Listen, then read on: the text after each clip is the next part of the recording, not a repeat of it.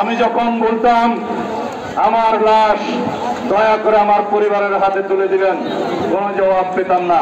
আমি জীবনে চিন্তা করি নাই আমি বেঁচে থাকবো। আল্লাহ রাব্বুল আলামিন আমার জীবন ফিরিয়ে দিয়েছেন, মৃত্যু কূপ থেকে আমাকে আজকে আপনাদের সামনে দাঁড়া করে দিয়েছেন। এই জন্য আপনারা আপনাদের অধিকারের বিষয়ে সব সময় সোচ্চার থাকবেন। সুতরাং জনগণের আন্দোলন অব্যাহত থাকবে, জনগণের রাজপথের আন্দোলন অব্যাহত রাখতে হবে, এই জন্য যে এখনো আওয়ামী বাকশালীদের ষড়যন্ত্র শেষ হয় নাই। আপনাদের আহ্বান জানাই সকল সময়ে সেই সমস্ত ষড়যন্ত্রকে বিনষ্ট করার জন্য প্রতি মুহূর্তে আপনারা সজাগ থাকবেন। যেই দিন গণতান্ত্রিক প্রক্রিয়ার মধ্য দিয়ে জনগণের নির্বাচিত একটি সরকার সংসদে বসবে, সেদিন আমাদের প্রাথমিক বিজয় হবে। জনগণের অধিকার যাতে আমরা সমুন্নত রাখতে পারি, সেজন্য যাতে আমরা সবসময় সংগ্রামে লিপ্ত থাকতে পারি, সেজন্য আমাদেরকে প্রস্তুত থাকতে হবে। আমি আজকে আরো একটি জায়গায় আমাকে যেতে হবে, পেকুয়াতে যেতে হবে। ওখানে আমাদের পেকুয়াবাসী অপেক্ষা করছে।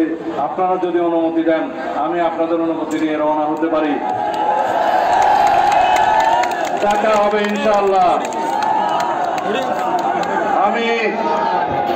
আমি আজকে জীবিত, আমি আপনাদের সামনে আজকে জীবিত থেকে কথা বলছি।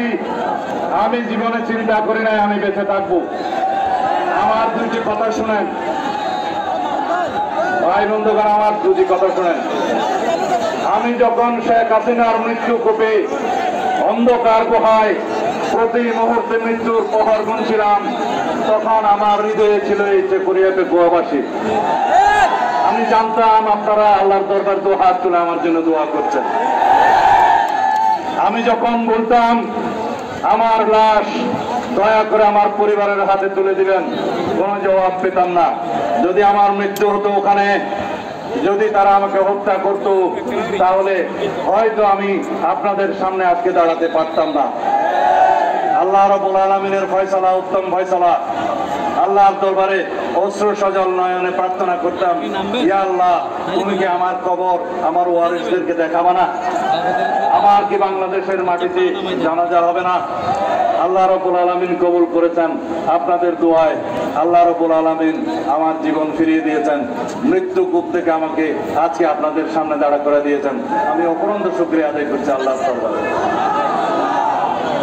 সুতরাং আরো অনেক কাজ বাকি আছে।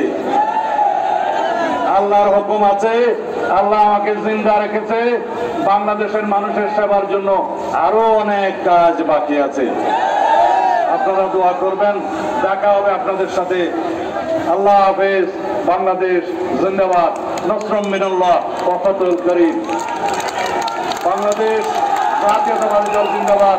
শহীদ জিয়া মরহুম বেগম খালেদা জিয়া জিন্দাবাদ। তুমি হাত তুলো।